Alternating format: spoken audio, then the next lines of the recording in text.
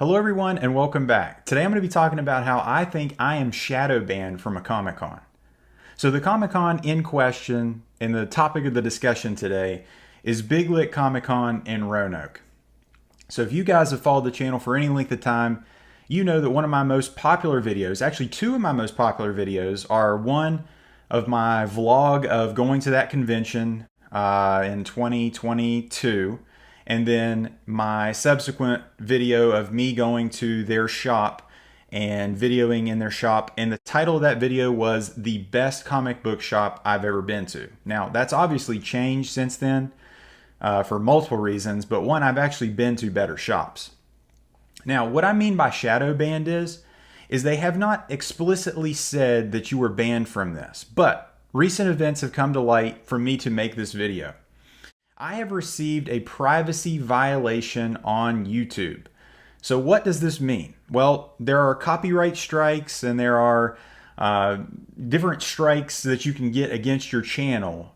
This is none of those things. This is a person out in cyberspace saying that I have violated their privacy on my channel. Now, you know me, I've started a lot of fires with this little YouTube channel, but this one kind of caught me off guard.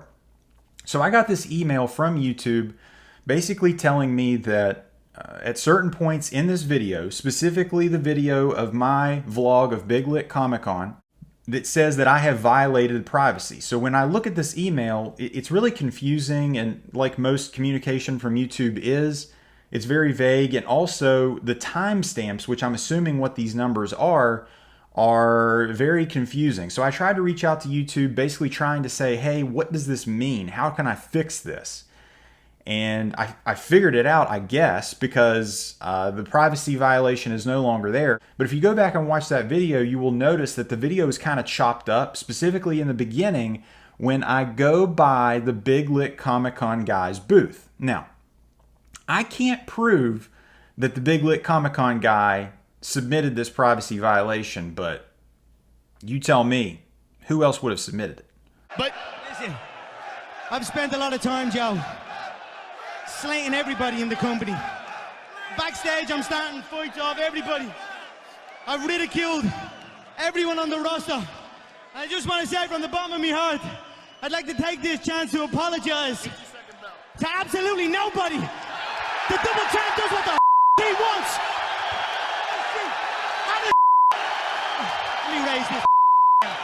Now, when I went to that convention back then, you know, I filmed, I actually had a pretty good time. I made some huge trades, and specifically, I sold a Giant Size X-Men 3.0 for $2,200 cash to the Baltimore Comic-Con owner guy. He's the dealer that puts on that convention. He had one of the biggest booths at this Big Lick show. A lot of people accused me of lying and saying that that didn't actually happen. That really happened. I got $2,200 of cash from that guy. Fast forward to February of this year, 2023, I go back to that convention. This is also the same trip where I got kicked out of the multiple comic book shows, or comic book stores, by the way. So I was a little on edge anyway. I go to this convention, and it's like nobody wants to have anything to do with me. And I talked about this a little bit in that video, but the reason I'm bringing this back up is because of this new privacy violation at that show. At the show previously, the one in 2022, I sold that book, and then I made some trades with other dealers. Everything was cool, I thought, and I made a great deal. I sold that book at the exact right time before all of that crashed. As many of you know that are watching the market, that book, Giant Size X-Men 1, for $2,200, you could get a significantly higher grade book now for that kind of money. Well, when I went this February, I went to the Big Lick Comic-Con, the Big Lick dealer, and he had one of his drones standing there at the booth. So I was doing my trading, which I'm not doing anymore. I'm not trading or selling at conventions, but when I went there, I had some stuff I was wanting to trade. The drone was totally interested in the stuff, like almost excited to the point of like oh my God, I want this stuff. He goes to get Boss Man, and Boss Man takes one look at me. He knows exactly who I am immediately. And he says, no, I'm not interested. He didn't even look at the books. Now, remember, this is the shop that I said, this is the best comic book shop I've ever been to. I think that video's got like 20,000 views or something. And then promoting the Big Lit Comic Con video, I think that video's got like 25,000 views at the time of this filming, which are two of my biggest videos on my channel. I have that kind of promotion for that guy, and he treats me like that. Now, it's very interesting, isn't it? So what I think all of this is stemming from is this Baltimore Comic Con guy.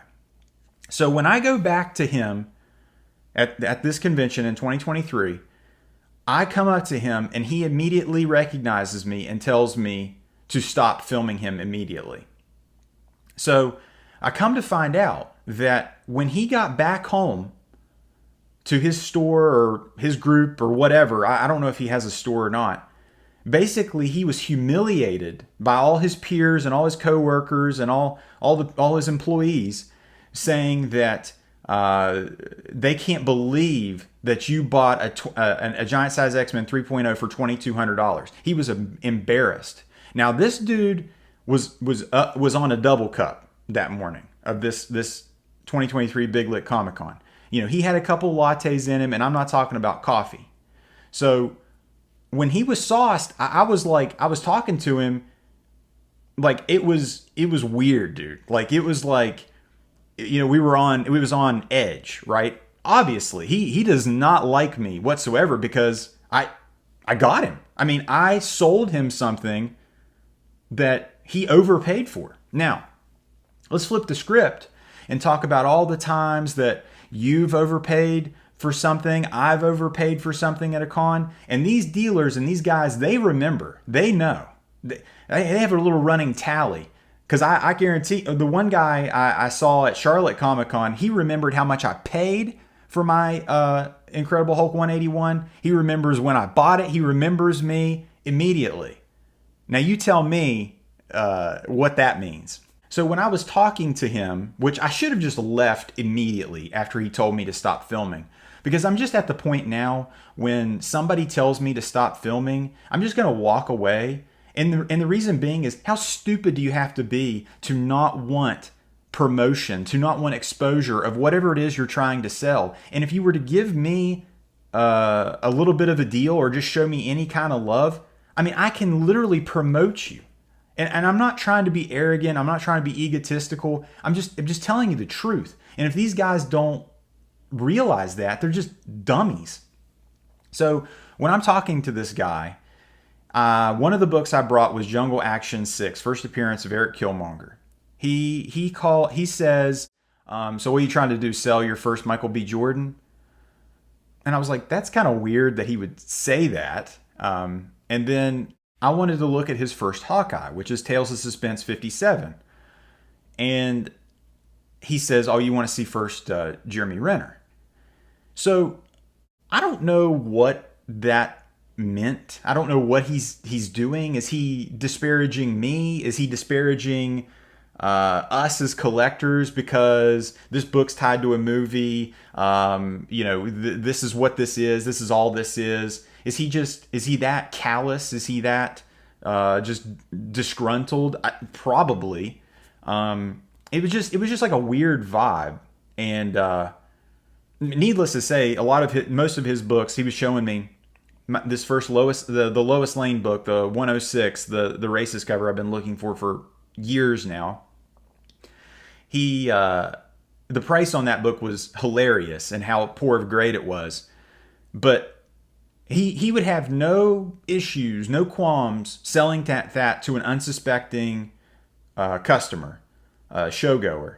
But as soon as one of us get him for a little bit of money, we start getting privacy violations. We start getting banned from conventions. We start stop filming, all this. So I'm a little salty, as you can probably tell. It's kind of one of those things where you try to be a nice guy with the with filming and promotion and saying how good a shop is, saying how great a convention is, only to get it spat back in your face when the good guys, which I'm saying me's a good guy, and you, as the show goers, once the good guys win one and get one on these dealers, this is what happens. So I'm shadow banned from Big Lit Comic Con. A lot of people reach out to me and say, "Hey, are you going to Big Lit Comic Con this year?" I'm like, dude, I'm not welcome there. I'm not allowed to go there. Nobody's going to do any business with me. So there's your answer. Guys, I hope you guys like this video. If at any point in time you like this video, give it the thumbs up. And if you like this video, subscribe for more. Take care.